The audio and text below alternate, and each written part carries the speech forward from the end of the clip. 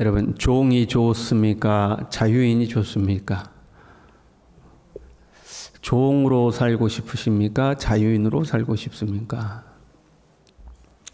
조금 바꿔서 물어볼게요. 사장이 좋습니까? 종업원이 좋습니까?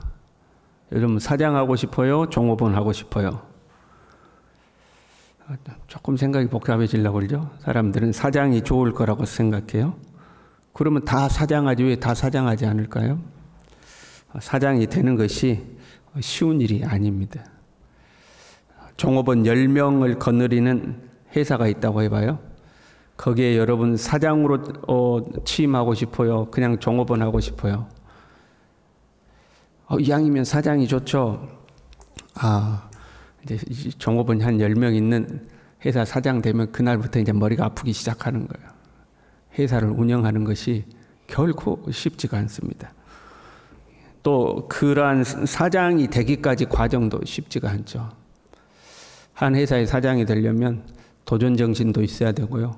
개척정신도 있어야 되고요. 불굴의 의지가 있어야 되고요. 모험심도 있어야 되고요. 그런 것들이 있어야 돼요. 그러지 않고는 뭔가를 개척해 가기가 쉽지가 않죠. 그래서 가만 보면 모두 다 나도 사장이면 좋겠다 하는 마음이 있지만 사장이 되려고 하지는 않아요. 그렇잖아요. 사장이 되려면 뭐 해야 돼요? 어떤 사업을 시도를 해야 되잖아요. 내가 현재 있는 자리를 탁 정리하고 나도 사장이 되리라 하고 사업 시도해야 되는데 나도 사장이면 좋겠다 하지만 시도는 안 하죠. 쉽지 않다는 걸 알기 때문에 그래요. 그 어떤 주체성이 있어야 돼요. 본인이 사장이 되면요, 본인이 뭔가를 연구하고 본인이 결정하고 본인이 그 결정에 대한 책임을 져야 돼요. 차라리 종업원이 더 편할 수도 있어요. 그렇잖아요. 시키는 일만 하고 월급 받고 사는 게 나을 수도 있어요. 월급을 주려면요, 월급 날짜 돌아오면 사장은 머리가 아픈 거예요. 이번 달은 월급을 어떻게 주냐? 머리가 아프죠.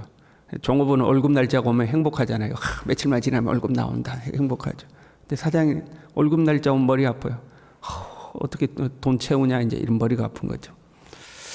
그러니까 월급쟁이들이 큰 돈은 못 벌어도 안정적이라는 이유로 선호받기도 하죠. 특별히 대기업의 월급쟁이라든지 공기업의 월급쟁이라든가. 그럼 더할 나위 없이 좋잖아요. 근데 사업을 하여 성공을 하면 큰 돈을 벌 수는 있어요. 그러나 실패하면 크게 망하는 거죠. 월급쟁이를 하면 큰 돈은 못 벌어요. 그러나 안정적일 수는 있는 거죠. 그러니까 우리의 마음 가운데는 한편으로는 사장이 되고 싶은 마음이 있는가 하면 또 한편으로는 종업원의 자리를 선호하는 마음도 있어요. 사장의 그 큰 수입은 부럽지만 그 책임은 피하고 싶은 거죠. 종업원은 상대적으로 책임이 가볍지만 수입 또한 적은 거죠.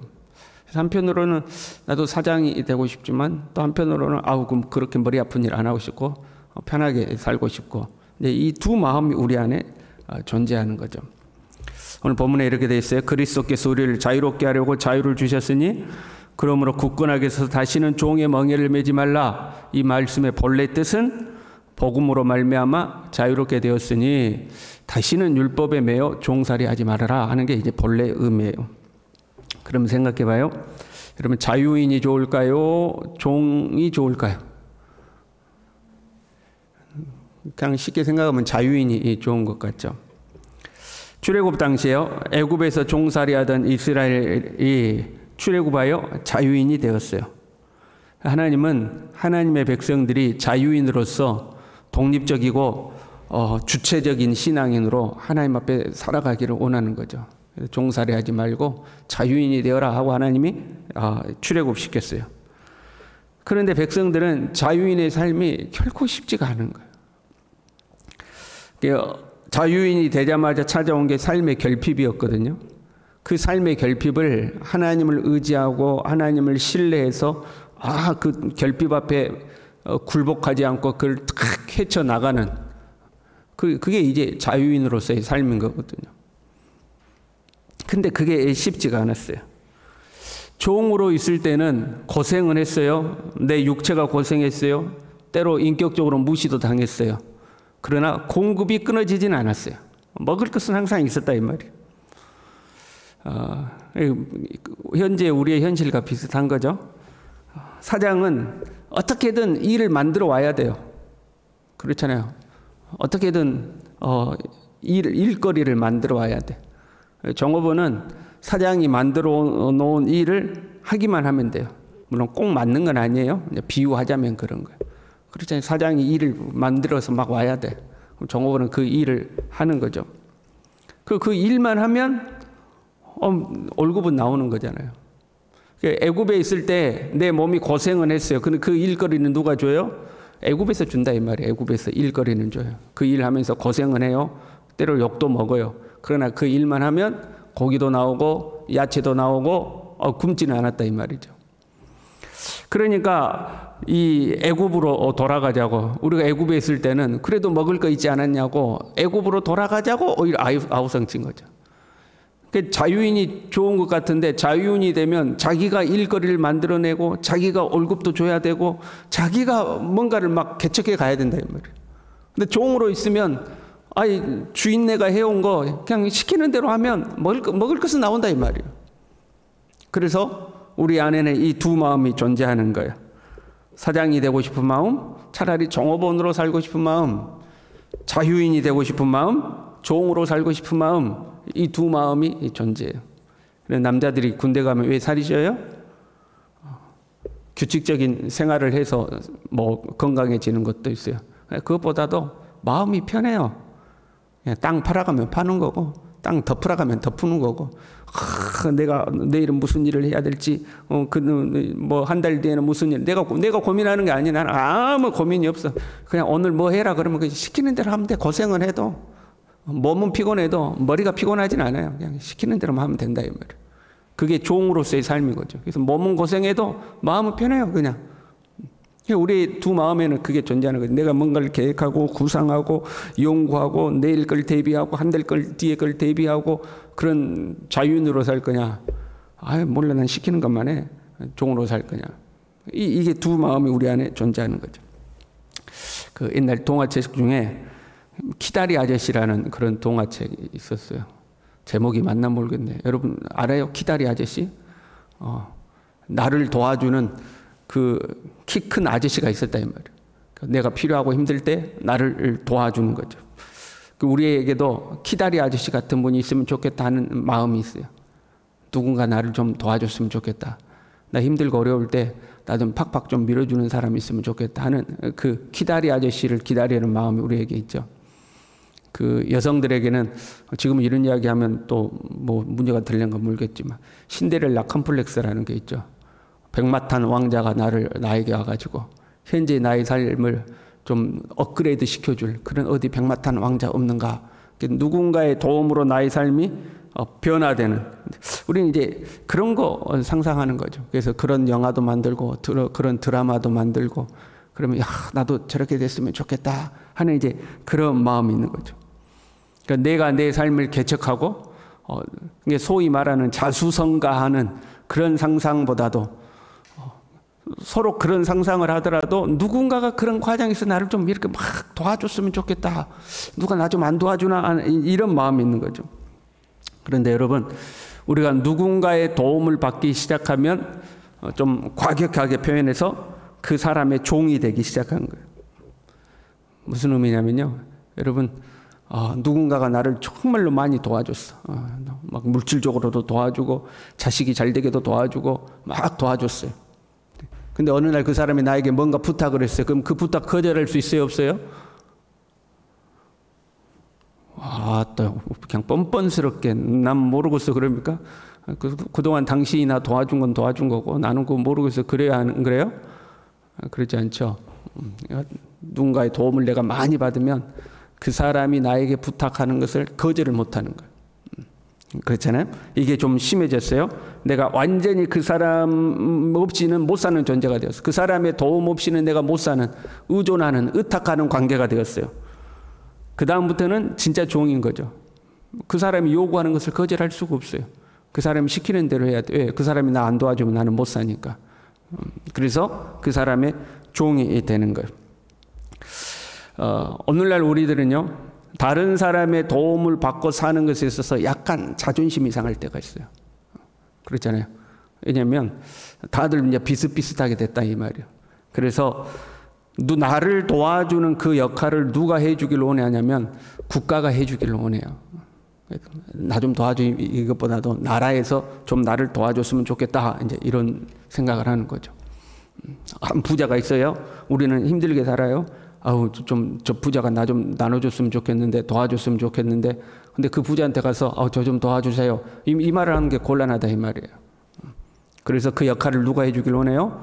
국가가 해주길 원하는 거죠. 나라에서 좀 많이 번 사람들 것을 싹 다 좀 세금 많이 내고 해가지고 싹 다 걷어가지고 좀 이렇게 나눠줬으면 좋겠다. 이제 이런 마음을 갖는 거죠. 국가에 그걸 또 요구하기도 하고요.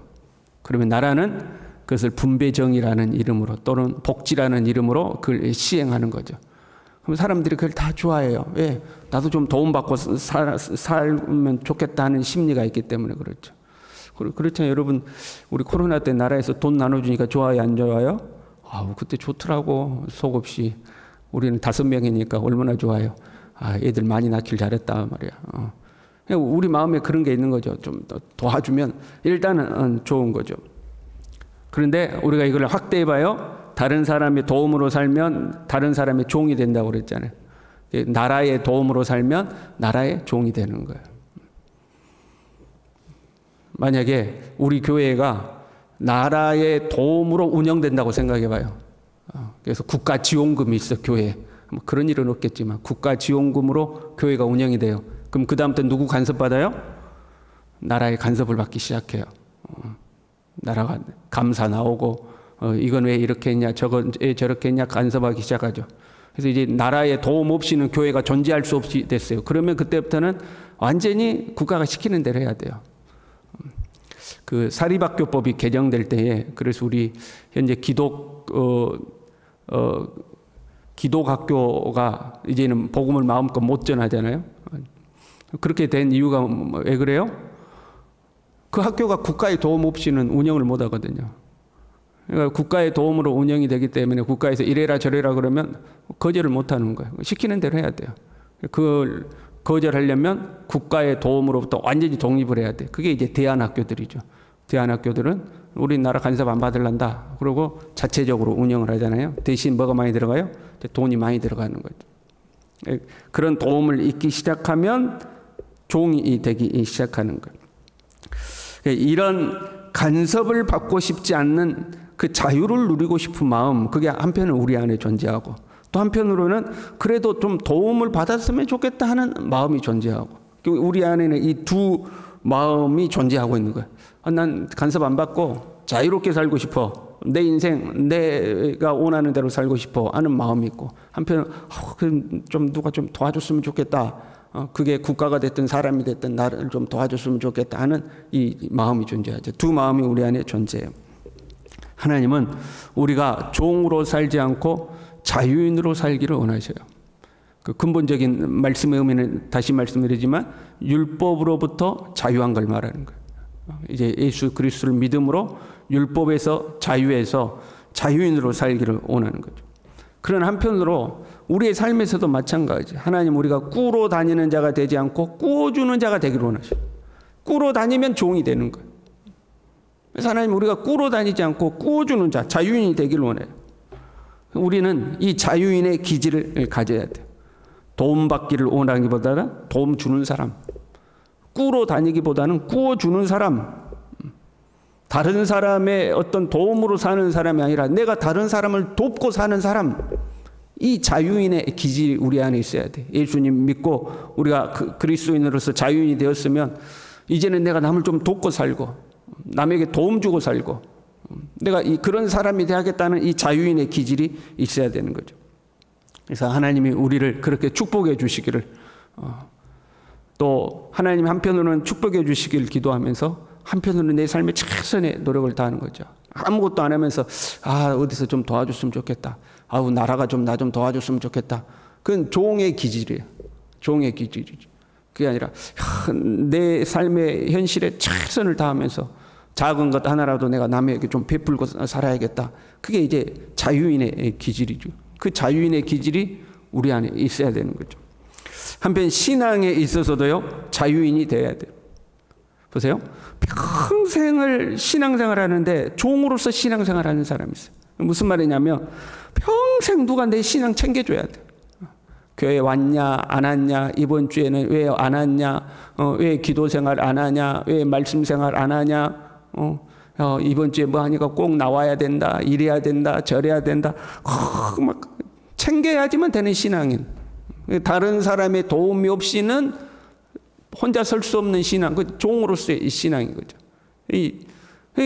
그러니까 그냥 신앙생활 하더라도 적당히 눈치 보고 요령껏 빠질 것 빠고 힘든 일이 있으면 슬그머니 빠고, 그 종들이 그러는 거 아니에요? 눈치껏 야, 저 일 맡으면 나 힘들 테니까 저 일은 내가 안 맡아야지, 이렇게 하는 거예요. 눈치껏 빠고 요령껏 빠고 그러면서 뒤에 가서는 수군수군하고 험담하고, 광야의 이스라엘 백성들이 원망하고 불평하듯이 뒤에서 수군수군하고 험담하고 이건 이렇고 저건 저렇고 그렇다고. 그러니까 종의 기질이야 다.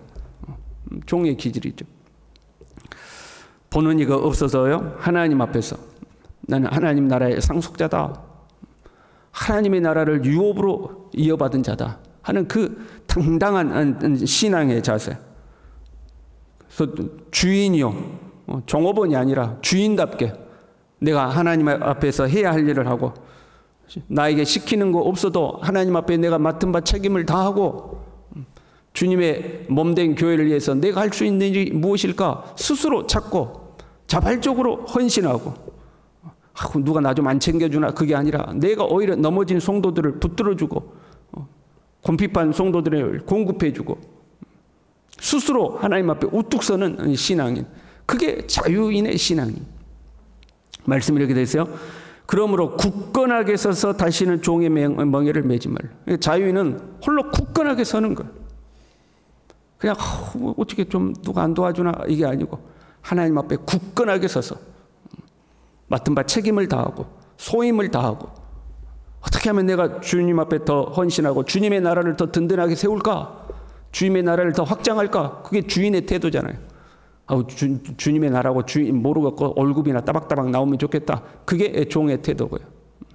저와 여러분이 주님께서 우리를 자유롭게 하려고 자유를 주셨으니 다시는 종의 멍에를 매지 않고 하나님 나라의 주인답게, 주인공답게 자유인으로서 그런 신앙생활을 할 수 있기를 간절히 바랍니다. 기도하겠습니다. 하나님 아버지, 우리 안에 있는 종의 기질, 내 힘으로 서지 아니하고 뭔가 다른 사람을 의지하고 때로는 게을러지고 나태하고 눈치 보고 슬그머니 빠고 헌신하기보다는 자기 욕망을 채우려고 하는, 그리고 뒤에 가서는 험담하고 불평하고 원망하는 이 종의 기질, 하나님 십자가의 못을 받게 하시고 하나님이 우리를 자유롭게 하셨으니 이제는 자유인이요 하나님 나라의 상속자요 하나님 나라를 유업으로 물려받은 자로서 굳건하게 서서 당당하게 서서 자유인으로서의 신앙생활을 해나갈 수 있도록 주님 우리 모두를 붙들어 주시옵소서. 예수님의 이름으로 기도 올리옵나이다. 아멘.